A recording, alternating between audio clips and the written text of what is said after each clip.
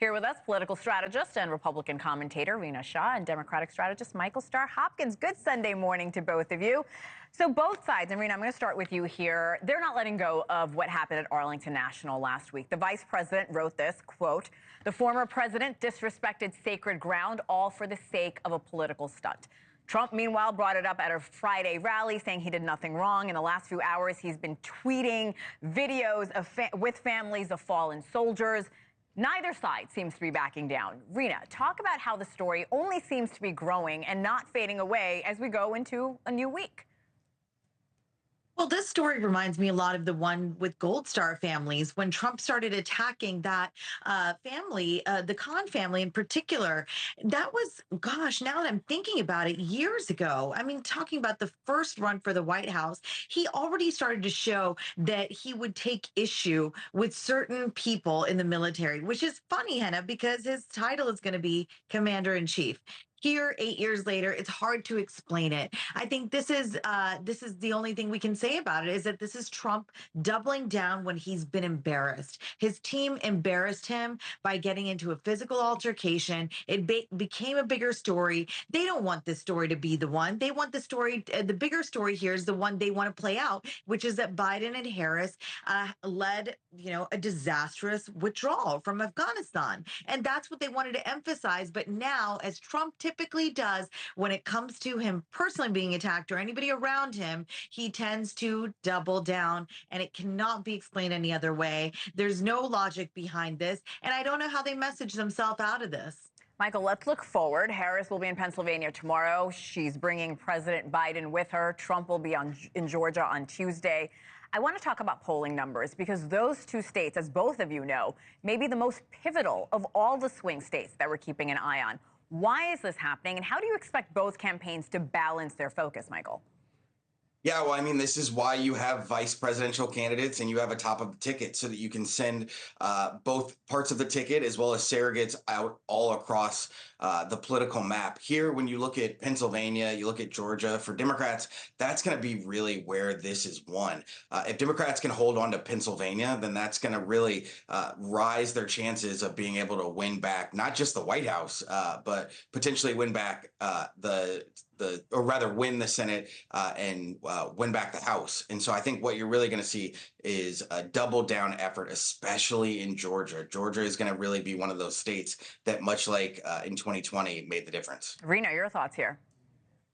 I think Georgia certainly had Trump's name on it because of the actions that his supporters have taken in the aftermath of 2020. I mean, we see ballot changes, we see commissions undertaking measures that I wasn't even familiar with, and I'm quite familiar with voting. But these were all taken right in the name of what happened in 2020 not happening again, which was embarrassing to Trump. People letting it out that he called to get the votes. He wanted them to find the votes, as we famously remember that phrase. So again, Georgia does have a bit of Trump, has a bit of an advantage in Georgia.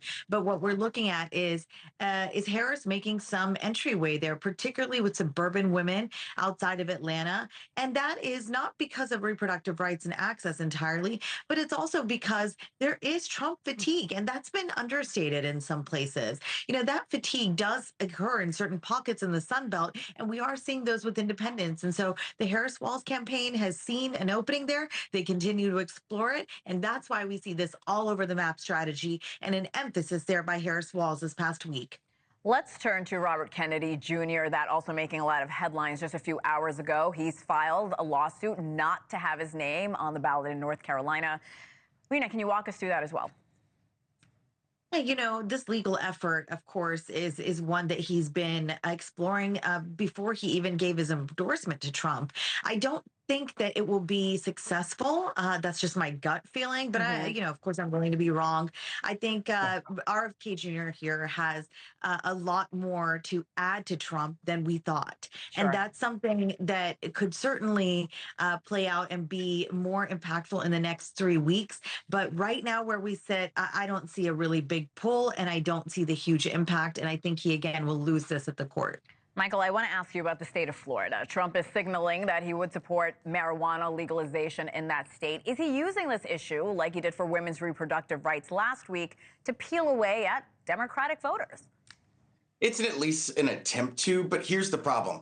He says one thing in front of one crowd and another in front of a different crowd. You know, he said that he was for Amendment 4 before he was against it. Now he's come out as saying that he's for the recreational legalization of marijuana. But at the same time, he praised people like Duterte out of the Philippines who killed drug dealers. You know, that's really where I think Democrats have their biggest problem when it comes to Republicans criticizing them for Vice President Harris not having policy. She has policy. The difference between what Republicans have done and Democrats is Donald Trump's policies have been all over the place, depending who he's been in front of.